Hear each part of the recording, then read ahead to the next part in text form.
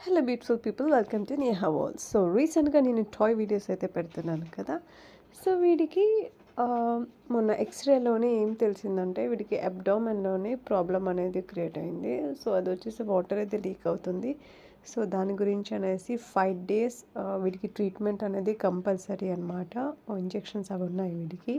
And also వీడికి syrup అయితే ఇచ్చారు. సో ఈ సిరప్ అయితే మస్ట్ అండ్ షుడ్ వీడికి పట్టమన్నారు. సో ఇది మనకి పౌడర్ లాగా ఉంది అండ్ దాంతోపాటు లిక్విడ్స్ ఇచ్చారు. సో దాంట్లో నేను కొంచెం మిల్క్ యాడ్ చేసి వాడి వెయిట్కి 2.5 ml ఫీడ్ చేయమన్నారు. సో నేను ఫీడ్ చేస్తున్నాను. అండ్ ఎస్పెషల్లీ పెట్స్కి ఏంటంటే మనం స్ట్రైట్గా మౌత్ నుంచి వేయకూడదు, సైడ్స్ నుంచి వేయాలి. స్ట్రైట్గా వేస్తే ఏమవుతుందంటే అది లంగ్స్లోకి వెళ్ళి వాళ్ళకి చాలా ఇబ్బంది అయిపోతుంది అనమాట.